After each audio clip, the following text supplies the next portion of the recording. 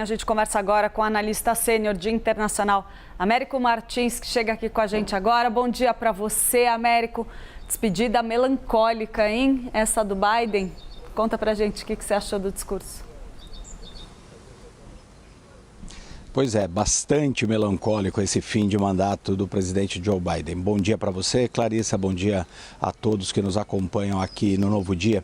Nós temos que analisar esse discurso por dois ângulos diferentes. Em primeiro lugar, obviamente, o factual. Esse ponto que nós levantamos aí do alerta do presidente Joe Biden sobre o que ele considera ser uma concentração excessiva de poder e de riqueza na mão de poucas pessoas. Obviamente, ele estava se referindo aos movimentos que a gente viu aí recentemente de vários bilionários nos Estados Unidos, em especial aqueles que controlam as chamadas Big Techs, as grandes empresas de tecnologia, um movimento de apoio ao Donald Trump.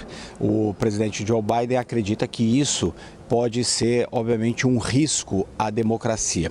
É possível que muita gente concorde com isso, mas também é necessário alertar que o próprio presidente Joe Biden, à sua maneira, com ações e omissões, acabou também ajudando a esse processo que ele chama de concentração de poder e de riqueza na mão de pouca gente, porque ele não deu apoio, por exemplo, a muita gente que pedia regulamentação internacional, global das redes sociais, que é uma proposta a ser discutida. Ele não tomou outras medidas também com relação a tentar limitar aí os poderes dessas Big Techs, inclusive dos ultra ricos nos Estados Unidos. Então ele aponta o dedo, mas também tem responsabilidade.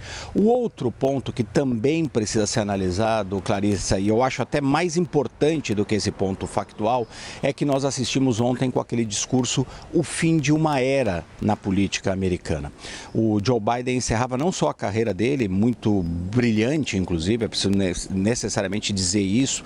Ele passou 50 anos, mais de 50 anos em Washington como senador, vice-presidente e depois presidente dos Estados Unidos, num mandato que conseguiu vários progressos nos Estados Unidos, recuperando a economia da pandemia, por exemplo, ajudando a Ucrânia do ponto de vista internacional, passando algumas legislações que beneficiam a economia americana e foram apoiadas inclusive pelos republicanos.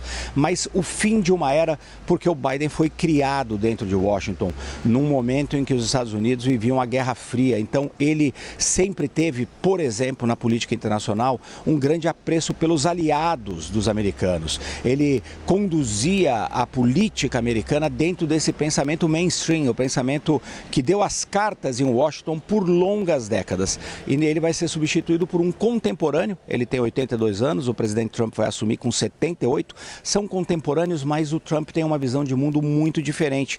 Ele entrou na política já no começo do século XXI, entrou na Casa Branca em 2016, tem uma outra visão de como se fazer política, dá um outro peso aos aliados no resto do mundo e ao que são as demandas internas na presidência. Então a gente vê aqui o fim dessa era tradicional da política e da política externa americana com o fim do mandato do Joe Biden e a gente vê a volta do Donald Trump com uma energia e com um mandato mais forte, porque ele foi eleito com o voto popular, ele ganhou, foi uma vitória maiúscula do presidente Donald Trump. Então ele vai implementar mudanças que vão simplesmente marcar ainda mais essa diferença entre esse velho, antigo estilo de fazer política em Washington com o novo que ele pretende implementar. E aí as duas coisas se conectam, o factual e essa coisa histórica. Com a ajuda, obviamente, ele vai fazer isso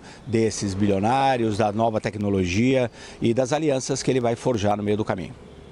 Muito obrigada pela análise. Américo Martins falando aqui com a gente e que vai seguir aqui ao longo do jornal. Daqui a pouco ele volta.